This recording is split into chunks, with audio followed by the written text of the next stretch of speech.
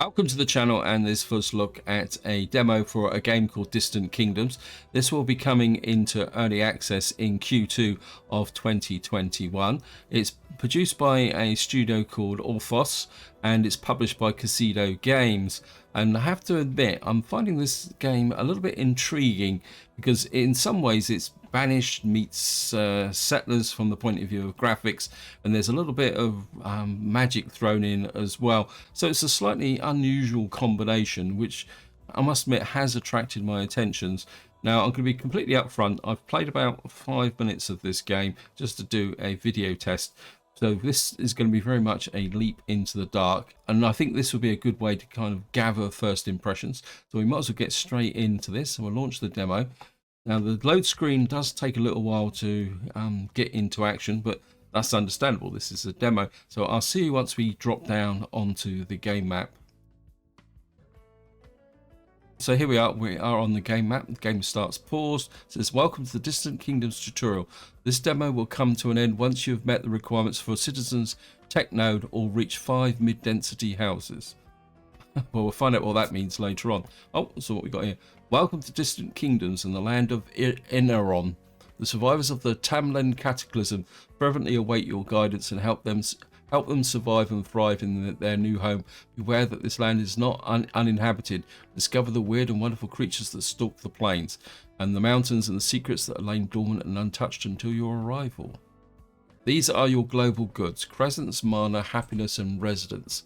And I presume that's population, indicates how your settlements are doing and are vital to their survival. Keep your treasury stocked with crescents, use mana wisely, and fill your towns and cities with a happy and satisfied population. You can see that so this gives you a flavour of how the game is going to work. So it's going to be city building with a little bit of magic thrown in, although I've got no idea how the magic's going to work. It says from here you'll be able to place new buildings, explore new areas, keep a weather eye on managing your city, and research new technologies. So it's got all the basic mechanics for a city building game. This is a settlement filled with people who have escaped from Talam and are ready to start their new lives. Clicking on the settlement will open the overview map. So we'll just click on, it's like there's a bit of a hot air balloon on the top there. I don't know what that's meant to do. We've got the city overview. The city overview menu tells you everything about your city in a glance, and here you can see your demographics, happiness, immigration rate, also your budget. Close this now and let it move on. So we just close that here. So I mean, it's a pretty well laid out interface. I mean, it's got all the details you need to do. We're starting with 500 crescents. It says here, it's time to build your first warehouse. Open the build menu and select a small warehouse. You can rotate the placement with Q and E, and what we got on the right hand side here is a kind of objectives list, I suppose is what you'd call it. So click on here. Oops, sorry about that. I'm using the WSAD keys to move around. It was kind of shot off slightly there. So we're going to build a small warehouse. And if I rotate the warehouse, you'll see that where there's a road connection here. And I think this reflects the flavour of Banished. Anyone who's played Banished knows that you connect everything with roads. And this game has similar things. I'm just going to build that. Okay. I'm presuming the game will run forward. Just speed it up a little bit. Oops, that's built. That says here. Excellent. Now click on the small warehouse. Open the inspector. Okay, we'll just click that just to get through. It says the stockpile limit shows that only a certain amount of goods can be stored within a building. Building efficiency is tied to the number of employees working there. So where's the number of... Oh, so we've got 2 employees, efficiency, and current storage. The storage section shows which goods are currently stored in the building and how many. This is this section here. So we've got 30 wood and 25 berries. Why do survival games always start with berries? A building can have multiple jobs, some of which will have a target affluence. Different affluences can work these jobs. I presume that's people, but it can affect building efficiency. We'll talk more about affluence soon. All buildings have a monthly maintenance cost in crescents. To keep them active for now, buildings won't cost maintenance while you are learning the ropes. Thank you very much, game. Emergency, fire, illness, crime can affect buildings, and their percentages show monthly chance of an emergency happening. These are specific buildings that can help manage these risks. Oh, so there is actually risks associated. So it's not just bang things down and build it. It's interesting. Start building something neat functions such as the warehouse. Please click the management tab. You control what stock is kept in the warehouse. If you click on specific goods, you can prevent them from being stored in the warehouse. So we got barley, basic clothing, berries, bread, cake, flour, grain, marble, stone, tools, water, wood, and wool. So we got all the kind of, so we've got all the standard type resources you'd expect in a building game. Marketplace provides a place for your residents to get their goods and houses, and should therefore be built close by. Build a small marketplace now. So I'll just close that. Let's zoom in a little bit. And we've got here a small marketplace. I suppose logical. Like retell, yeah. If I press left and right mouse buttons, we can do it. Like what happened there? Whoops. Get back to here. Yeah, if you press left and right mouse buttons, you can actually rotate the map, which is good.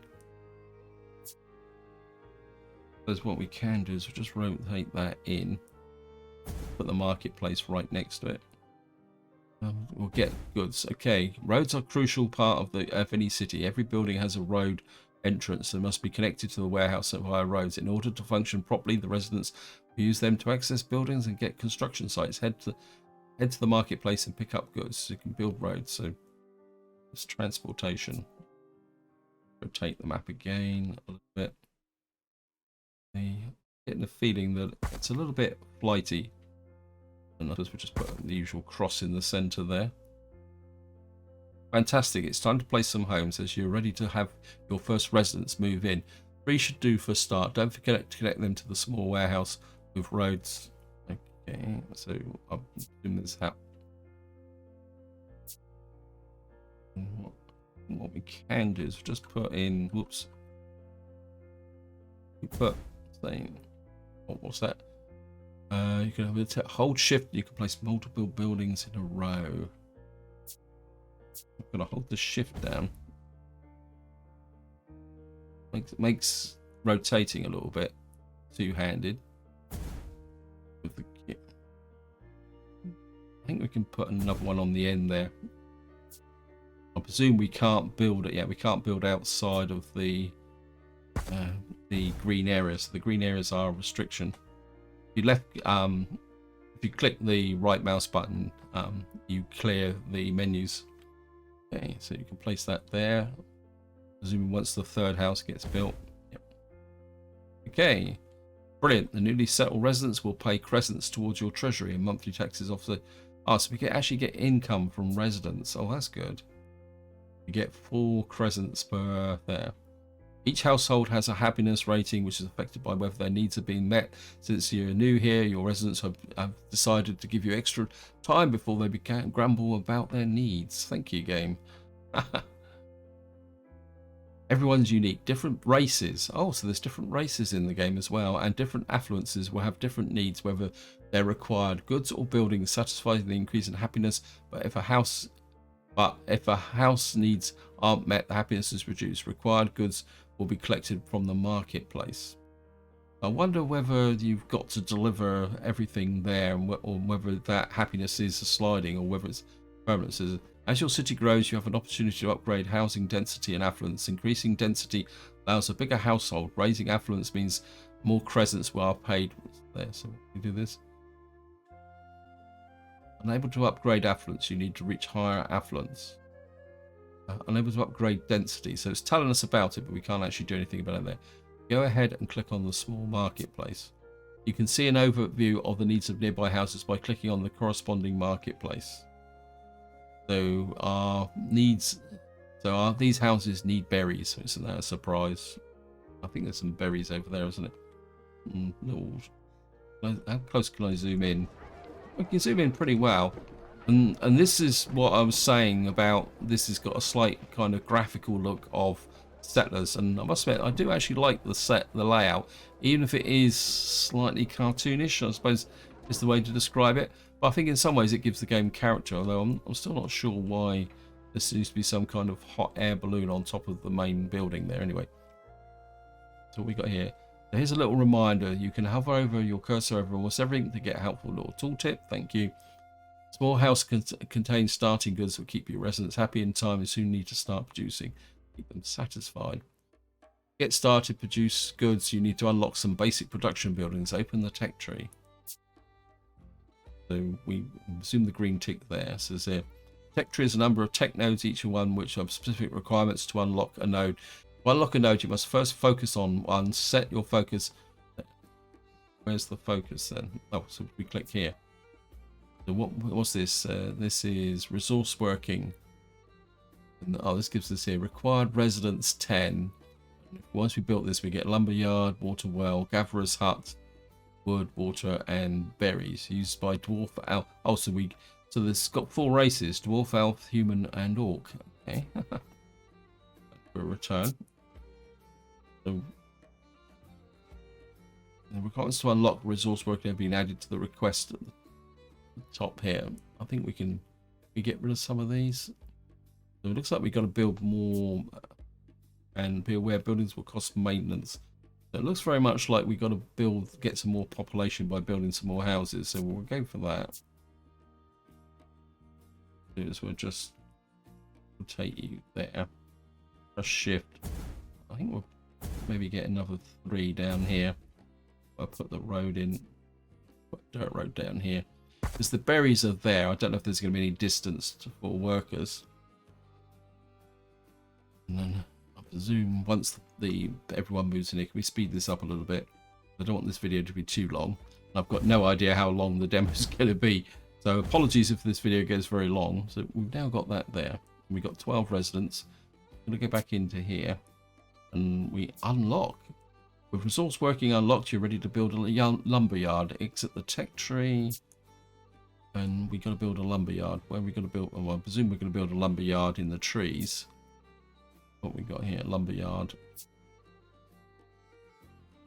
Ah, so we kind of got an area there. I think I'll push this out a little bit to rotate to get the road in the right direction. I'm presuming the blue area is the area that the trees it can cut down. I mean, the area's not very big.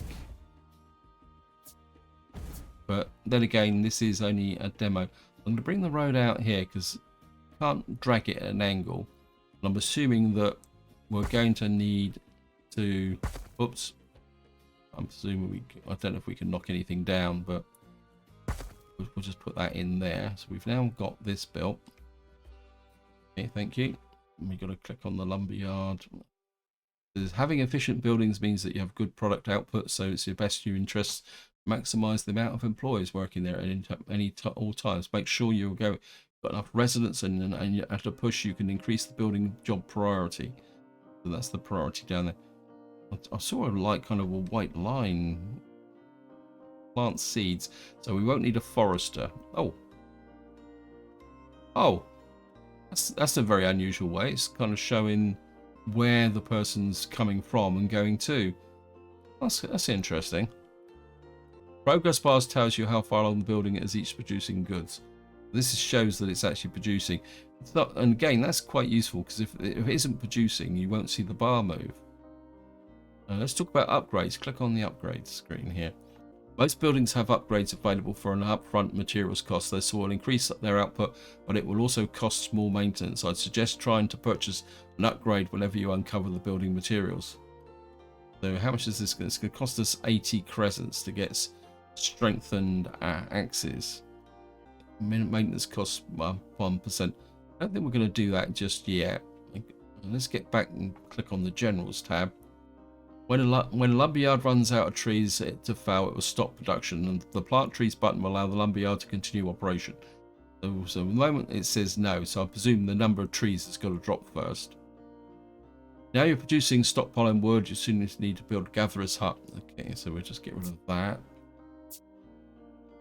And I'm presuming that the gatherer's hut has to be over here. Maybe we're... I think if we put it there, we've got a bit of an overlap with the area that we can't build, but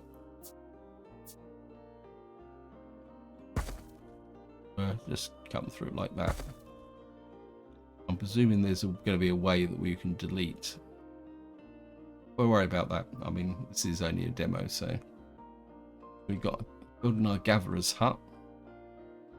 And what we see, if you have the crescents for it, you can place a construction site down in advance. As their required materials become available, they automatically be transferred to the construction site.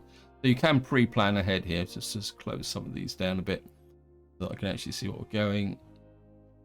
We built a lumber yard and we built this. Okay, click this. Now go ahead and click on the gatherer's hut. As you probably expect, your gatherer's hut will harvest berries from the berry bushes. What you have to keep in mind are that over time, the gatherer's hut will deplete the berry bushes. When this happens, you can click on the button to regrow the berries and the crescents otherwise be given. So just plant some there. Presume some appeared. I didn't quite notice that. Congratulations, you're getting the hang of the basics so far. The gatherer's hut will send berries to the warehouse and the marketplace, and will distribute them to the houses nearby just in time. Your residents are now insisting you fulfill their needs. Okay. It is vital to keep residents' needs satisfied. If happiness drops too low, people will not want to move in to your fledgling town, and your current residents will start moving out. As this grows into a city, resident numbers increases, the people will insist on happiness or higher. You're really getting the hang of this. This concludes the main part of the tutorial. Don't worry, you won't be on your own. I'll chime in to help along the way every so often. Well, let's have a little look round first. We got our little kind of small town here. Got people burying the woods. Let's get rid of the lumber yard here. So I'm guessing now we can build more residents, but I think the tech tree is probably the way through, isn't it? What have we got here? Get new houses. I can't see the benefit of that. We got farming and we got mining. Might have been, what do we need for mining? We need more residents to be able to unlock this thing. So we'll set the focus. Therefore, I think advancing tech will depend on the conditions of your town.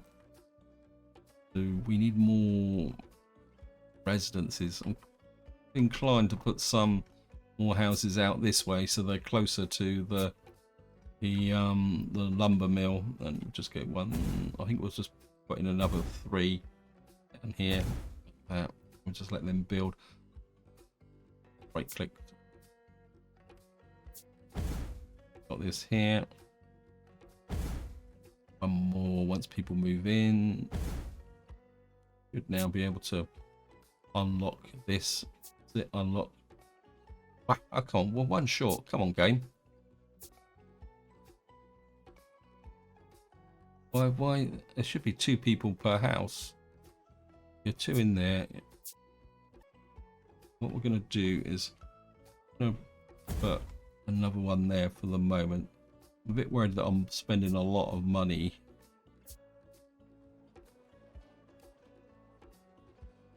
Put that in there. Oh, it says build 10 houses. Sorry, I thought it was 10 residents. Oh, so you get the queue there. Aha. Sorry, wasn't reading that. What's this here? You have met all the requirements to unlock. So, so you're getting warnings there. So, come in here. We'll just unlock that. While we're here, let's take a look. What do we need for this? We need a water well. Where do we get? Unlocks water well. Farming. Let's set the focus on that. Looks like you've unlocked mining. This means you're able to build stone mines and be able to expect this mine to produce stone. Thank you. There's something you need to keep in mind when it comes to mines, though. You can only build on top of nodes spread across the land. The stone mines that will be, well, stone nodes. I presume this has just appeared, so I'm assuming that will be... Yeah, so what do we want here? There's a stone mine there. Rotate that round again. Can't actually see the road connection. Zoom in a little bit closer. Where's the road connection? Oh, there it is. There, it's just coming out of that. Well, I suppose we could put it that way round. And we could bring the road down. Take the road out from here. Oops. Take the road out this way. Just rotate a little, up a little bit. come out here. And it's a little bit difficult to see with the grid, but well, that's close enough. Okay. Now we've got got to find the way to demolition. Yeah, don't want that there. I think what I'm going to do is just going to tidy up around here as well a bit. I think we got the money. We got 900. I mean, it makes sense to have roads around there. Oops. Oops. Yeah, we'll just click that. Once you find stone node, if you select the stone mine, left click on the stone mine this. Tab build the menu, left click on this. So we're producing stone. Can we build a water well? So let's get rid of you. Construction. Yeah, we can build a water well. Where would you put a water well? I assume this just provides water, and then I mean, in Banish, water wells also fight fires. We'll just put a little water well there. A lot of people there, like their little wagon. It's almost like the centre here. It's a fairground, isn't it? We've got farming. So does that mean we can go and unlock farming now? We've fulfilled all the requirements, so we get crop farms and grain fields. Okay. Presume what we've got to do now is build a farm. Crop farm. You've got kind of a big area there. Now I don't know whether is that the productive area. I think we'll work on the assumption that that's the productive area, even though some of it went outside. Just connect up there like that. We'll just get this built. Clear some of these away as well. Kind of, while that's being built, let's have another look at the tech tree. Baking. We need for baking. We need 1 crop farm and 30 residents. I think I'm going to set the focus on that as well. But I'm assuming that we're going to have to unlock all this tech to complete the demo. So farms need fields to produce their goods. Select the crop farm and the buildings to get started. Farm produces goods depend on what type of fields have been placed. For example, the crop farm can produce grain and also barley. Once they've been unlocked through the tech tree. Farm can only support so many fields, and placing each one costs crescents. Place a grain field, select the grain icon, then click the place icon. This will allow you to place the field like a normal building. Once you've placed the field, right click to exit field placement mode. How many of these can we build? Do these rotate? Yeah. Go that way.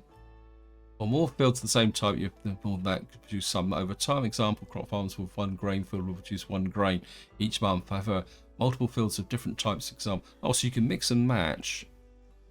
I mean, what we're going to do is just keep putting these down until I'm assuming that they don't have to be connected to roads. So we got a 1, 2, 3, 4, 5. 1 to 5. We'll just push one out like that. So we can't put any more. So you only get 6.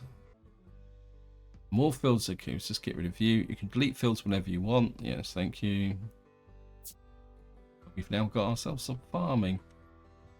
And if we're going to do baking, we need more residents. That means more houses, doesn't it? So we're supposed to be better put some more houses down. So effectively, we need another 5 houses. Go and find the houses. I get. We'll put a shift. Can I be? Yeah, that's connect up the. Oh, it's connected anyway. Put that in there.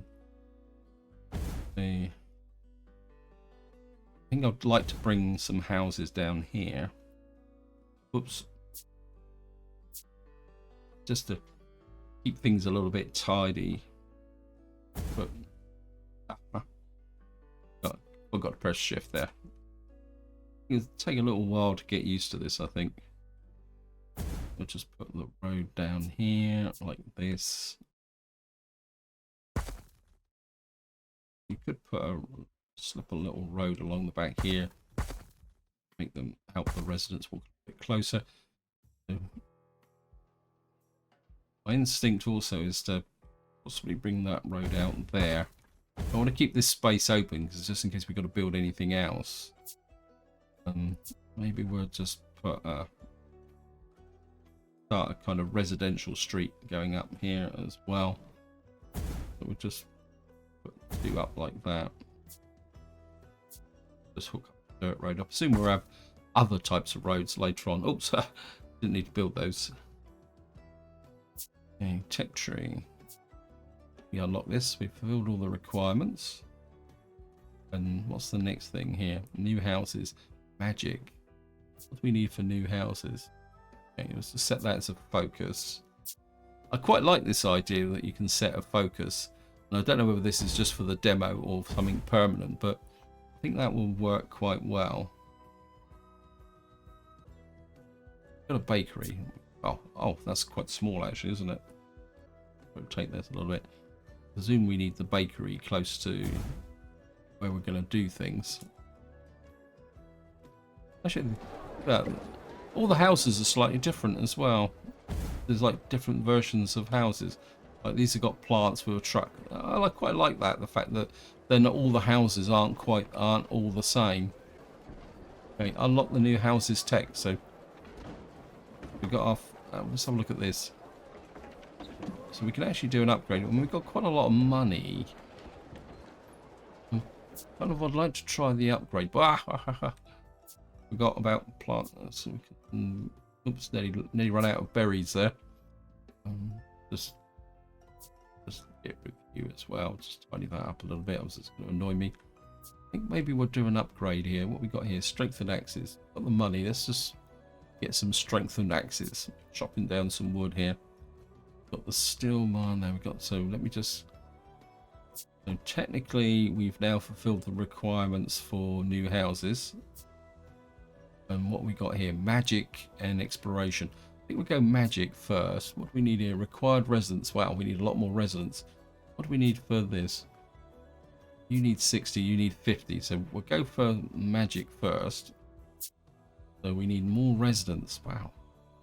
I think what we're gonna do is actually, can we?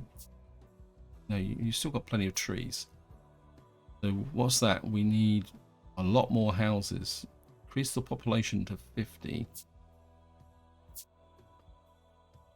What we'll do is we'll just go up here like that, and rotate like that. Hold the shift key.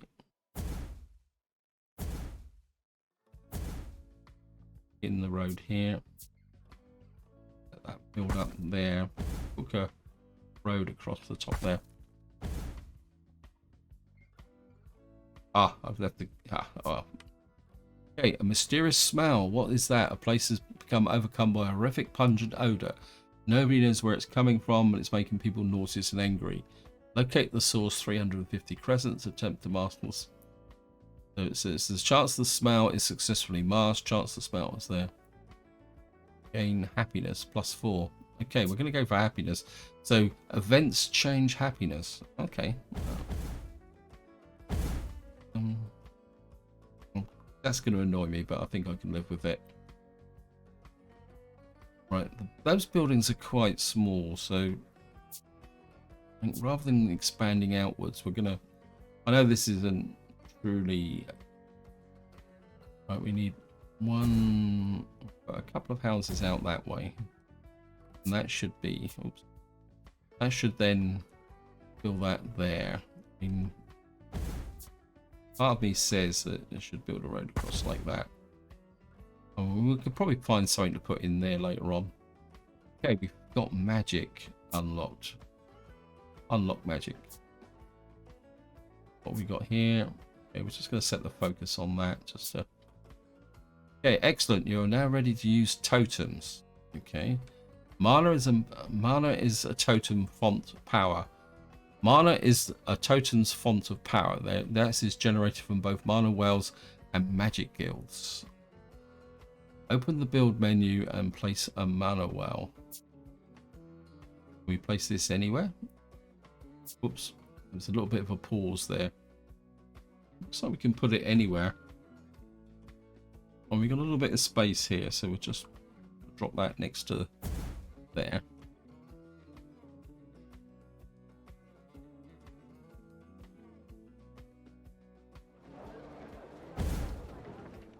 Like most buildings, mana wells will continue to produce mana as long as there's employees working there. Time to place your first totem. Select the totem of the foreman and place it near a production building. What is it? What we got? If we sort this, just see totems. There we are. What do we want? Totem of a foreman. Oh, look at that. See, I knew there was a. So I presume the circuit relates to the coverage of production buildings. The time to place your first totem. Place it near a production building. I mean, does it have to be? My instinct is if we're getting a great big circle, that I mean, I could put it there. I mean, let's just be on the safe side. This got a road connection, or is it just an area of influence? When it still covers the whole town, so I think we'll just put that there. Good. Production buildings within the totem's radius will now have increased efficiency. There's a number of totems with different visual effects. Select your totem now. Like other buildings, they cost crescents to maintain. Totems cost mana to upkeep. If you run out of mana, the totem. Okay. Totems have an inherent stability associated with them. The higher it is, the more powerful they are. Inversely, the lower it is, the weaker they are. Okay. You can specify a target stability by clicking on the numbers of 0 stability and essential to do nothing. Oh, so we can actually increase efficiency. Well, that's interesting. Speaking of which, this number here shows you how much mana this totem is currently consuming per month. That is all there is to it. Happy toteming. So if we increase this, that would just increase the mana. I don't think we're going to do that. And what I am interested in is, where is it says about efficiency, illness? Where is the efficiency? There it is here. So oh yeah, so with the totem is giving efficiency to that. Now is it giving efficiency to anything else? Say like the farm isn't included in it. Oh, we missed the farm out, never mind. So it is related to distance. So if we come in here, the farm has no efficiency. Interesting. Very, very interesting. Yeah. What was it? Extra taxes. Someone in the treasury isn't great at maths. So is there -5 happiness? I don't think we need that. Well, we'll go for the happiness. So if you want to max efficiency on a building, you've got to put it next to it. If not, you come out. Okay. Let's get rid of some of these. Expiration. We've got to increase our population now. Again, I'm kind of a bit annoyed with that circle. I'm not sure. Oops. If I go and click on something else, will that get rid of that circle? I seem to have a circle on the map now.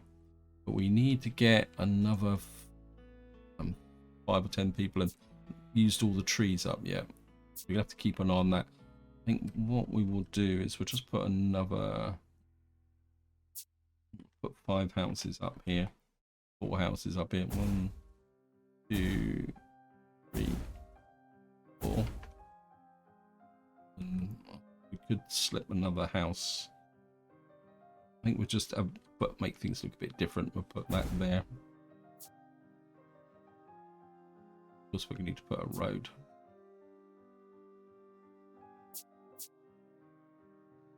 Road up there.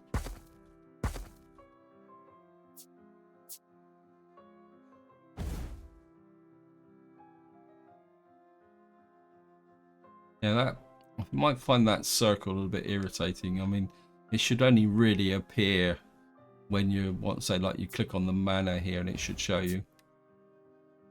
Because if you had another one put in, I mean, what other totems have we got then? Look at this. We got here. That increases mana. requirements. So that's the stability modifier, stability modifier, ability modifier. So they all have the same effect at the moment, but that's probably because this is the demo. So, right, we're now in a position to unlock exploration. Okay, what have we got up the top here now?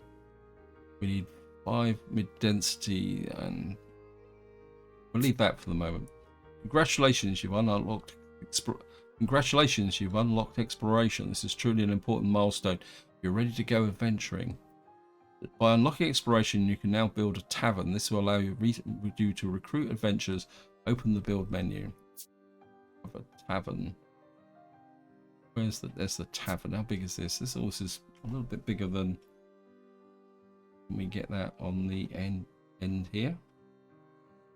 There's the road connection. We can just squeeze this. We might as well have the tavern in the center of town. I think I could get the. I think I could really enjoy the graphics on.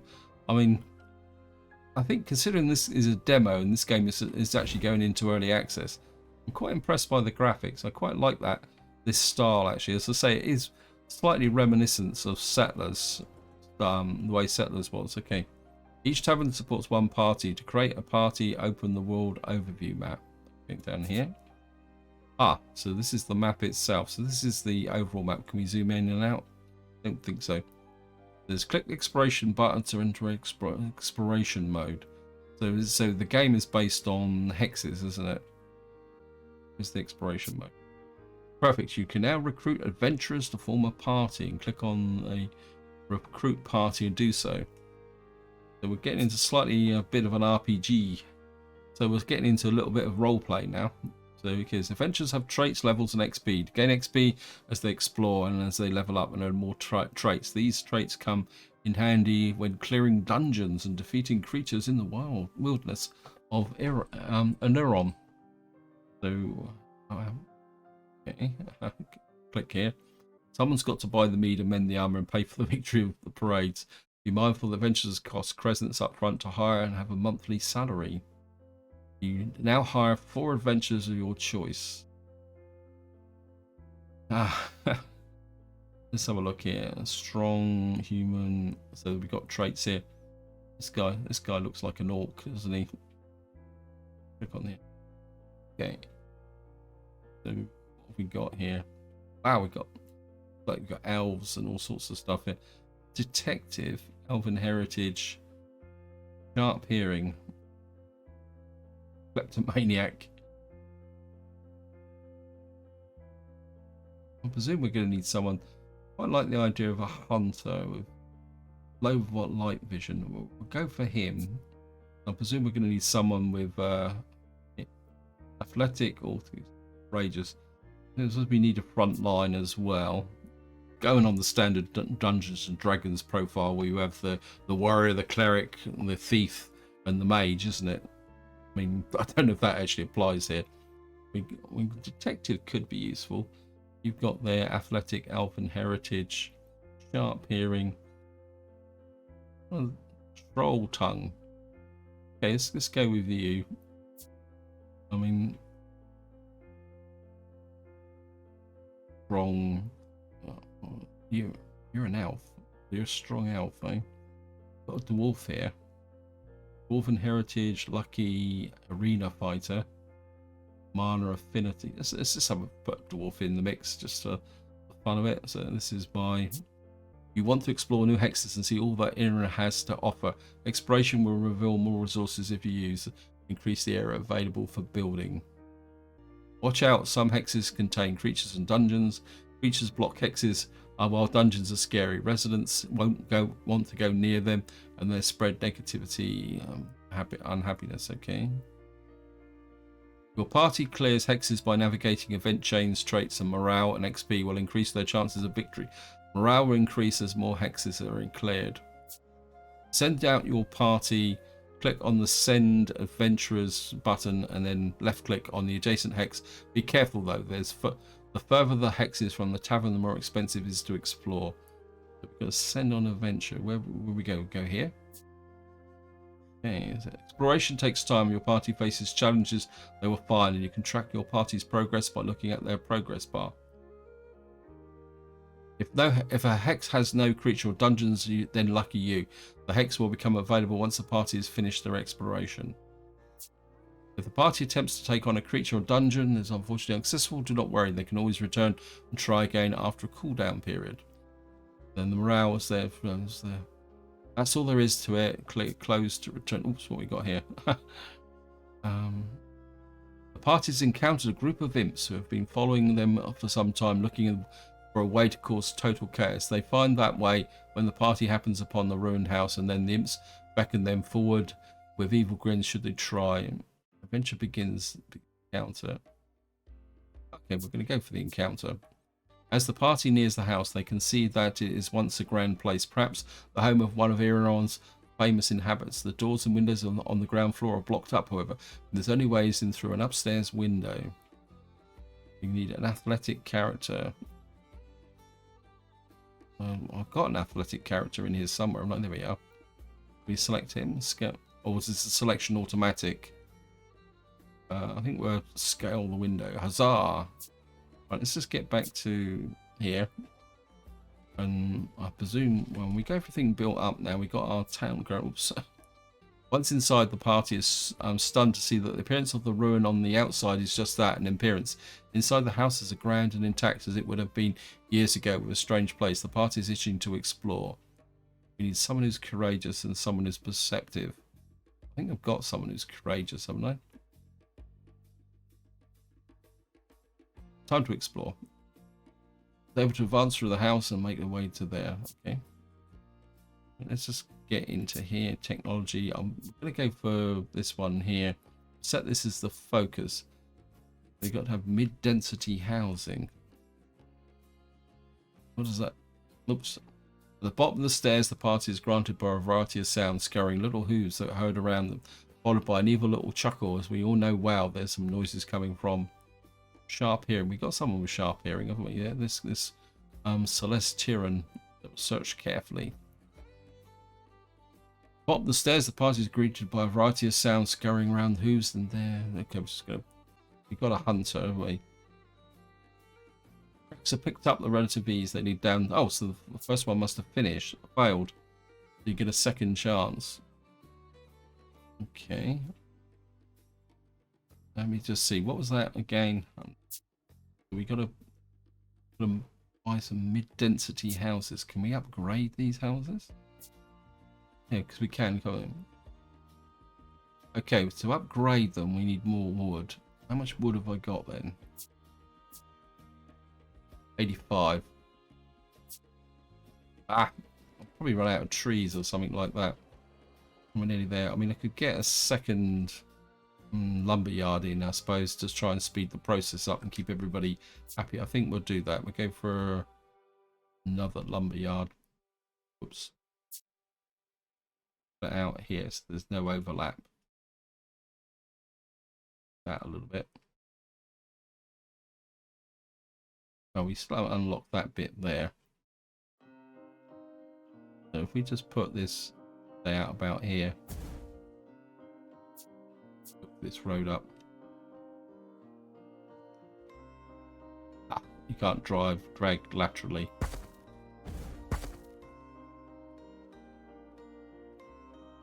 Because the alternative would have been to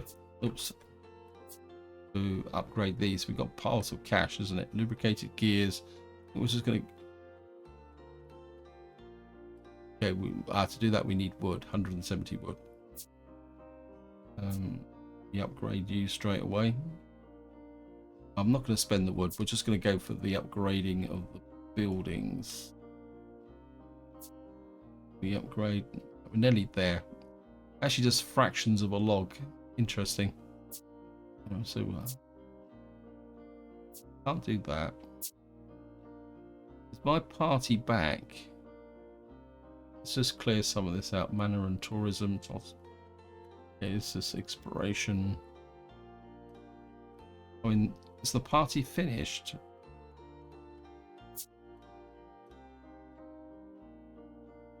Oh, so they're still going. But they're still out here exploring by the look of it. Okay, so we're going to be able to set trade routes up as well. Right, we're just going to let them run. I think we'll just jazz the speed up so that we can get things done. Let's see, let's have a look at the... Okay, so we can upgrade one of the houses. That looks good. I mean, you can see the difference in the house. Peasant house. Okay, oops. Gotta be a bit careful what you click on then. Let's just have a look at this one. So these people need bread. We should be producing bread, shouldn't we?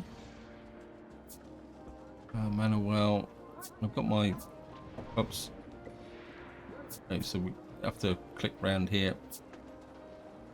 Water and flour. You produce flour. You got the bakery. I missed something out of here. Oh look. Gatherers hut, crop farm, water farm, house, secondary industries, weaver, windmill. Ah, so we need a mill. Hey, we proper milling. We're not producing any bread yet. Oh, it's a standard chain. You got the fill here, so that means we've got what we got stored in the warehouse. Then, yeah, we got piles of grain, but no mill. Now we got the mill up and running. We'll start producing the flour, which then will make everyone a bit happier. The happiness has gone up now. Oops, oh, that changed very quickly. We upgrade another house. Yep. Just push up another one there. Wait, don't stand around doing nothing. You're meant to be working. Everyone seems to be happy enough. I'll take that. Oh, so you can actually click on individuals, can you? Yeah. Has everyone got the time? I'm sure I'm late for something. I think I could really get into this game. I'm liking the graphics and I like the feel. Obviously, this is a demo and the game will be in early access when it comes out. But it's got a lot of potential and I mean, it could be fun to play. I'm certainly going to consider playing it. I mean, I'm open to, any opinions, feel free to chuck it in the comments. Do you like the artwork? Do you like the overall structure of the game? I mean, my happiness isn't too bad. Just need to build these up a little bit. We've actually expanded this way. Oops. Keep trying to zoom out further than... Not there then. Well, that's a bit. Who are you? There's some creatures in this place. I'm not sure if there's going to be a combat element to this game, but we'll worry about that going forward. There's happiness there. There's peasant house luxuries. But it's almost like we're not producing enough because the town is really big. And we're probably not producing enough now to... What we probably would need is another farm. But we're not going to worry about that. I think we only need to build one more of this and then that would be the demo over. There we are. Okay, so that's it. The demo's finished and I have to admit I'm quite intrigued with this game. I mean, when it comes out I will certainly be buying it. Whether I do a series on it, I'm not sure. I mean, if you would like to see a series on it when it comes out, feel free to chuck it in the comments and also tell me if you intend to play the game. But until next time, whatever you do, enjoy your gaming.